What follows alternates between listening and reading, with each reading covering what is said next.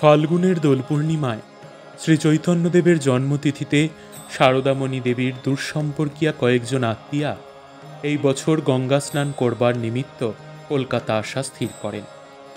তিনিও তাহাদের সঙ্গে যেতে ইচ্ছা প্রকাশ করলেন। তাহারা তাহার পিতাকে তাহার মত জিজ্ঞাসা করায় তিনি কন্যার এখন কলকাতা যাবার অভিলাষের কারণ বুঝে তাহাকে স্বয়ং সঙ্গে নিয়ে কলকাতা যাবার বন্দোবস্ত করলেন। জয়রামবাটি থেকে কলকাতা রেলে আসা যেত না, সুতরাং পালকিতে কিংবা পদব্রজে আসা ভিন্ন উপায় ছিল না। ধনী লোকেরা ভিন্ন, অন্য সকলকে হেঁটেই আসতে হতো। অতএব কন্যা ও সঙ্গীগণের সাথে শ্রীরামচন্দ্র মুখোপাধ্যায় হেঁটেই কলকাতা অভিমুখে রওনা হলেন।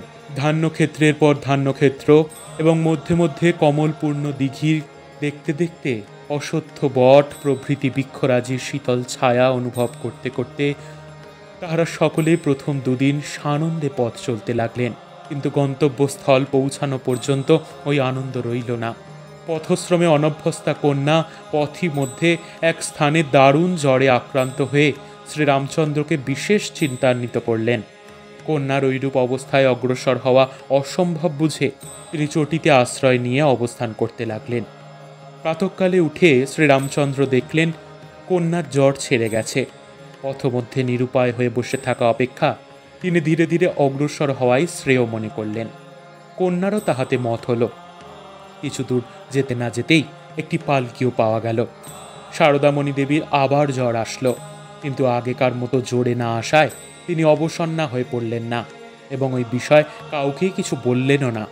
রাত্রি 9টার সময় সকলে দক্ষিণেশ্বরে পৌঁছলেন। শারদামণিকে এইরূপ পীড়িত অবস্থায় আসতে দেখে ঠাকুর সাতিশয় উদ্বিগ্ন হলেন। ঠান্ডা লেগে জ্বর বাড়িবে বলে নিজ গৃহে ভিন্ন শয্যায় তাহার শয়নের বন্দোবস্ত করে দিলেন এবং দুঃখ করে বারংবার বলতে লাগলেন, তুমি এতদিনে আসলে, আর কি আমার সেজবাবু আছে যে তোমার যত্ন হবে? সেজবাবু অর্থাৎ মথুরবাবু। ঔষধপথ্যাদির বিশেষ বন্দোবস্তে 3-4 দিনেই শ্রী শ্রী মাতা ঠাকুরানী আরোগ্য লাভ করলেন। এই 3-4 দিন ঠাকুর তাহাকে দিন রাত নিজ গৃহে রেখে ঔষধপথ্যাদি সকল বিষয় স্বয়ং তত্ত্বাবধান করলেন।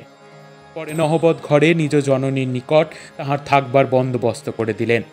শারদামণি এখন বুঝলেন রামকৃষ্ণ আগে যেমন ছিলেন এখনও তেমনি আছেন। তাহার প্রতি তাহার স্নেহ ও করুণা পূর্ববৎ আছে। তিনি প্রাণের উল্লাসে পরমহংসদেব ও তাহার জননীর সেবায় নিযুক্ত হলেন এবং তাহার পিতা কন্যার আনন্দে আনন্দিত হয়ে কয়েকদিন পরে বাড়ি ফিরে গেলেন।